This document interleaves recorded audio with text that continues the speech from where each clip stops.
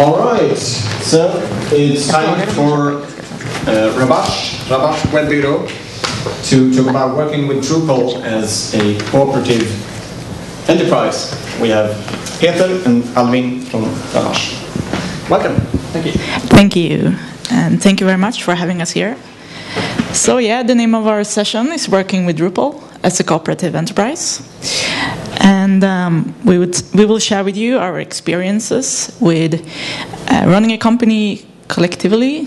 That means that we take the bigger decisions together, the whole workforce, and how that has made us grow and also has been something that actually attracts customers.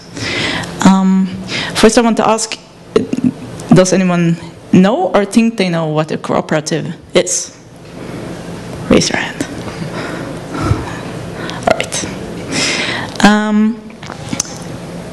All right. The name of our company is Rabash Web and Design Cooperative, and we were founded in 2008, and we are currently 8 co-workers. And we work both with web development, strategy, and graphic design, both for web and print. And we've been working mainly with Drupal from the beginning. Most of our customers are nationwide organizations, like the National Organization for the Hearing Impaired, Hörselskadades Riksförbund, and the Animal Rights Organization, Djurens, Rätt. But we also have other kinds of customers, like Göteborg and a variety of cultural projects, like dance assemblies or choreographers.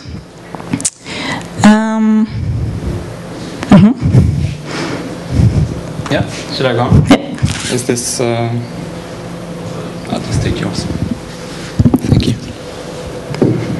Yeah. When we started the company, we chose to organize it as a worker-owned, cooperatively managed company.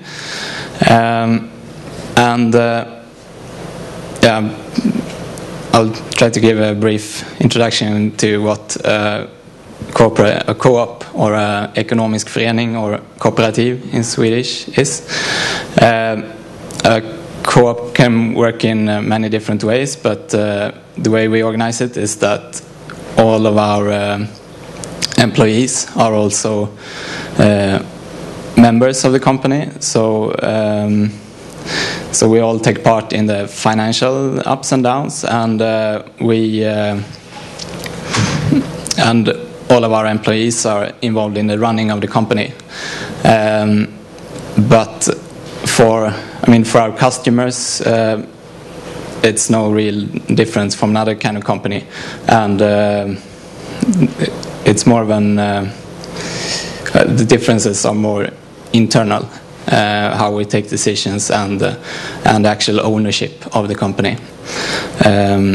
So this thing about running the company together, it doesn't mean that we sit in meetings all day, and our way of producing the websites is similar to any other company. But when it comes to certain issues that concern all of our co-workers, everyone has the right to participate in that decision.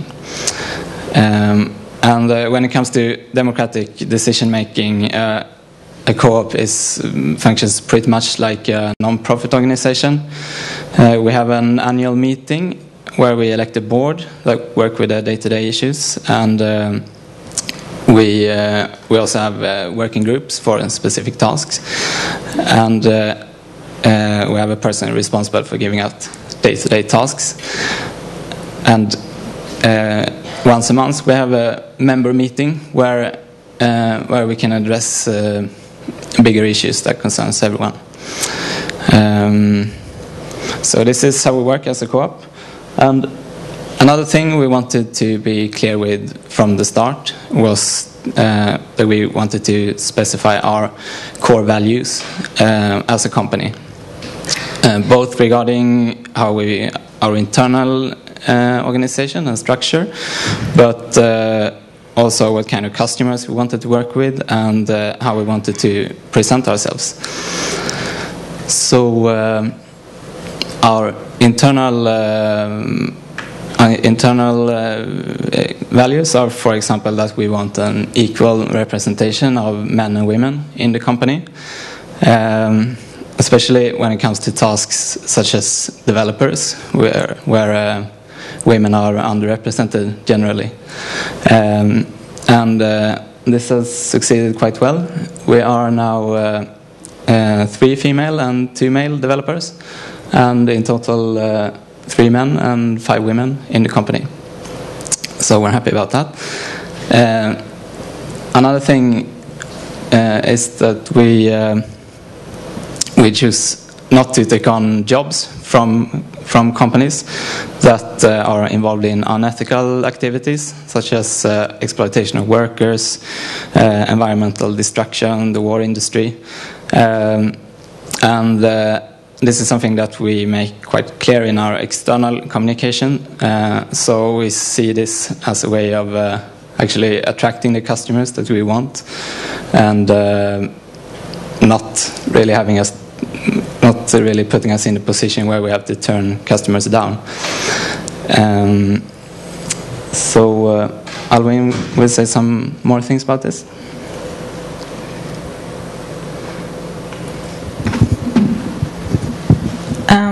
So we found 3 areas where we think that our cooperative structure has worked very well for us. And first, being effective decisions. There's a lot. People might think that the more people that are involved in the decision, the more time it will take. But our experience is actually the opposite. Because when we take the decisions jointly, they are immediately anchored within the whole working force, and everyone understands the decisions, why they are taken, and they are easily and correctly implemented in all the various areas of the company. So that is our experience. Shared responsibility. At Rabash, no one just shows up and does what she's told, but we all share the responsibility of the whole company and the running of it, and that is really what we found is one of the most motivating factors for our coworkers. And it has worked very well for us to combine the sort of participatory philosophy of open source with a structure that also stresses participation and empowerment as important for an effective organization.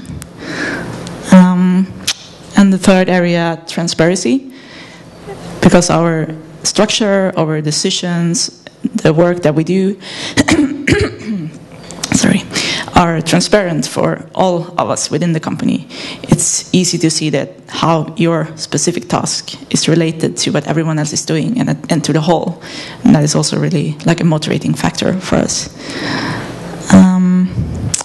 As Peter said, being a cooperative with like ethical core values is also something that is working to attract customers. We often say that when you talk to someone at Rabash, you're always talking with the boss. And that has actually helped us to establish a personal touch with our customers that they really appreciate. And for clients that have similar core values as us, we are obviously an attractive choice, but we also see that more and more small and big companies are attracted to our profile of combining professionality with democratic core values. And that is something that we think will, conscious consuming is something that we think will grow rather than reduce in the future. So we're hoping to attract an even wider range of customers in the future.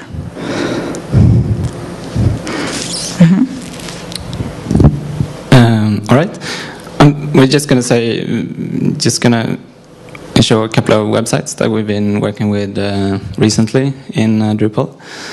So our biggest client at the moment is Hörselskadades, Riksförbund, organization for the hearing impaired, and we produce a range of websites for them. Their magazine, Auris, a website for their next annual meeting, and This is their main site that hasn't been launched yet. And also a website for their helpline for hearing impaired, Hörsellinjen. And the Hörselskadades Riksförbund is an organization with 32,000 members, around 240 local organizations that most of them will have their own section on the main website.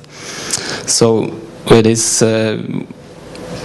for all these sites we use the same code base, the same Drupal installation, and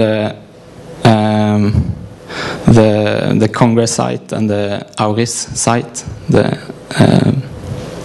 they use separate databases, and the other ones are connected with the domain access module. So yeah, that's just a quick layout of that. Right, just quickly, here's another example of a website that we recently launched. It's the animal rights organization Djurens, Rätt. Here we worked a lot with organic groups for all their over 100 local organizations, and all their campaigns and working groups also needed separate access and permissions for the various parts of the site. So that was a big job with this. And they also needed a lot of, they wanted functions for all their members and visitors to take part in online activism. So we created online petitions and ways to send off letters to people in charge and stuff like that. And the last example is the site. It's called Kompanjoner.se, and it's a community for people that wants to start businesses in a cooperatively manner. So it's a way for people that have an idea of what they want to do to find others to start something new together. So it's a community. You can be a member. You can post your ads, what you want, and you can subscribe to others' ads and stuff like that. So that was just quickly some of our projects. Any questions? Yes. How far do you think you can grow in this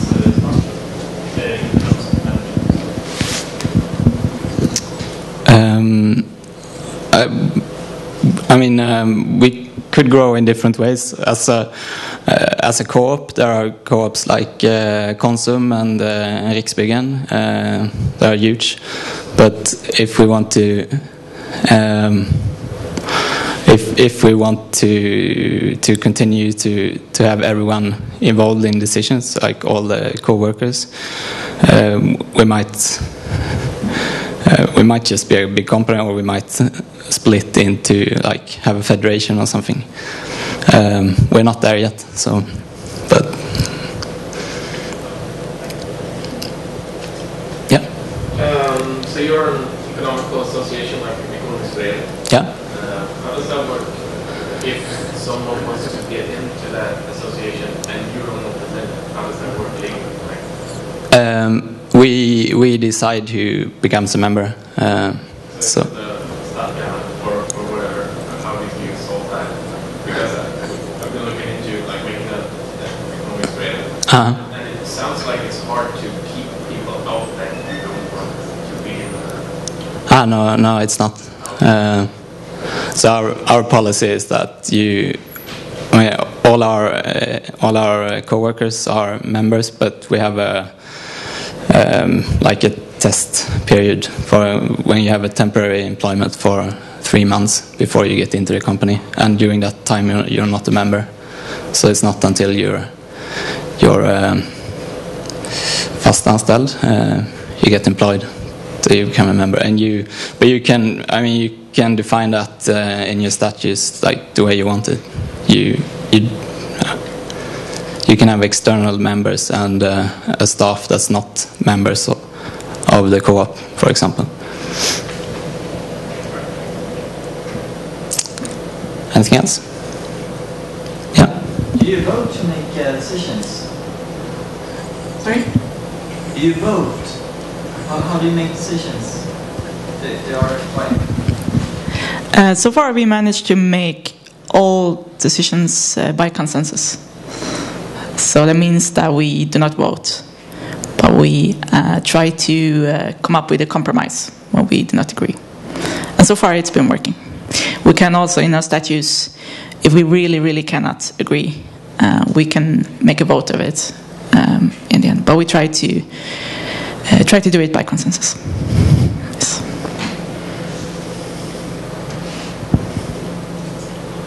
All right. No other questions for Rabash? If you have more questions, we are up there with the monitor, so you can come and talk to us. Thank you. Thank you very much.